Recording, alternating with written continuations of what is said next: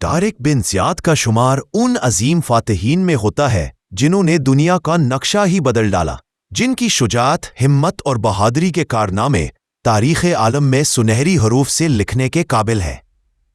طارق بن زیاد فاتح اسپین کے نام سے جانے جاتے ہیں، جنہوں نے ایک مختصر اسلامی لشکر کے مقابلے میں بہت بڑے عیسائی لشکر کو شکست دی اور اسپین میں مسلم اقتدار کا آغاز کیا۔ طارق بن زیاد کی تعلیم و تربیت موسیٰ بن نصیر کے زیر نگرانی ہوئی تھی، جو ایک ماہر حرب اور عظیم سپہ سالار تھے۔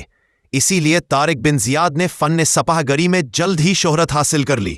ہر طرف ان کی بہادری اور عسکری چالوں کے چرچے ہونے لگے۔ طارق بن زیاد نہ صرف دنیا کے بہترین سپہ سالاروں میں سے ایک تھے، بلکہ وہ متقی، فرض شناس اور بلند ہمت انسان بھی تھے۔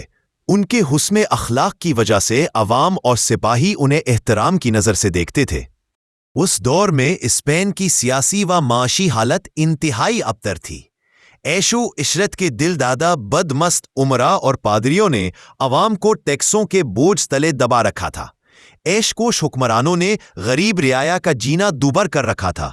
یہودیوں کی حالت سب سے بری تھی، انہیں کوئی دم سکھ کا سانس نہیں لینے دیا جاتا تھا۔ ظلم و بربریت کے اس نظام سے تنگ آ کر بڑی تعداد میں لوگوں نے ہجرت کی سوچی اور وہاں سے فرار ہو کر موسیٰ بن نصیر کے زیر انتظام شمالی افریقہ میں پناہ لینا شروع کر دی۔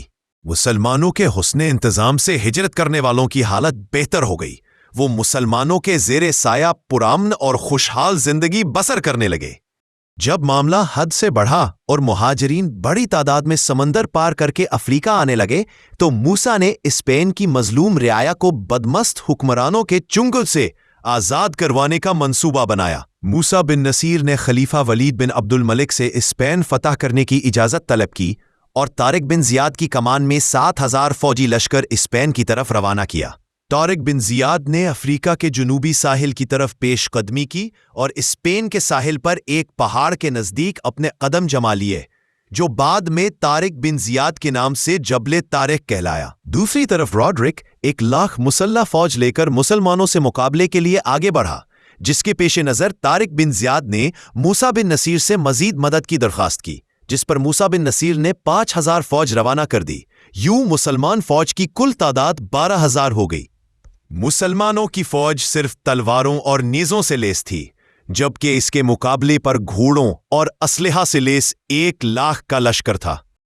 اسلامی لشکر دشمن کی تعداد اور ان کے جنگی ساز و سامان کی کثرت دیکھ کر متاثر ہوا تو طارق بن زیاد نے ایک انتہائی جرأت مندانہ قدم اٹھایا اور وہ تمام جہاز اور کشتیاں جلانے کا حکم دیا جن کے ذریعے وہ یہاں پہنچے تھے، اور ایک ولولہ انگیز تقریر کی: مسلمانوں، خوب سمجھ لو کہ اب تمہارے لیے واپسی کا کوئی راستہ نہیں۔ دشمن تمہارے آگے ہے اور سمندر تمہارے پیچھے۔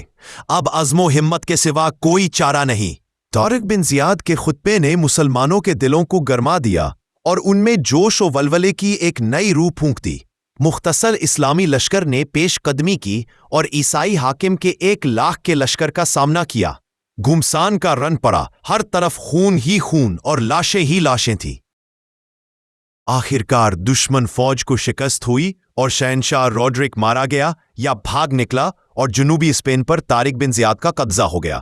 اس اعتبار سے یہ جنگ فیصلہ کن تھی کہ اس کے بعد دشمن فوج کبھی متحد ہو کر نہ لڑ سکی۔ اسلامی لشکر جن شہروں کو فتح کرتا، وہاں کے مفلوک الحال مقامی باشندے خصوصاً یہودی مسلمانوں کا بھرپور ساتھ دیتے۔ عوامی پذیرائی کچھ اس قدر بڑھی کہ مسلمان تھوڑے سے وقت میں پورا اسپین فتح کرنے میں کامیاب ہو گئے۔ طارق بن زیاد کی کامیابی کی خبر سن کر موسیٰ بن نصیر خود طارق بن زیاد سے آ ملے اور دونوں نے مل کر مزید کئی علاقے فتح کیے۔ اسپین کی فتح اور یہاں پر اسلامی حکومت کا قیام ایک ایسا تاریخی واقعہ ہے جس نے یورپ کو سیاسی، معاشی اور ثقافتی پسماندگی سے نکال کر ایک نئی بصیرت عطا کی اور ناقابل فراموش اثرات مرتب کیے۔ اسپین کی فتح نے یورپ کی معاشرتی زندگی پر زبردست اثر ڈالا۔ عیسائیوں نے مسلمانوں سے حسن اخلاق، رواداری اور فراخ دلی سیکھی۔ اسی دوران خلیفہ ولید بن عبد الملک نے اپنا قاصد بھیج کر موسیٰ بن نصیر اور طارق بن زیاد کو دمشق بلوا لیا اور یوں طارق بن زیاد کی عسکری زندگی کا اختتام ہوا۔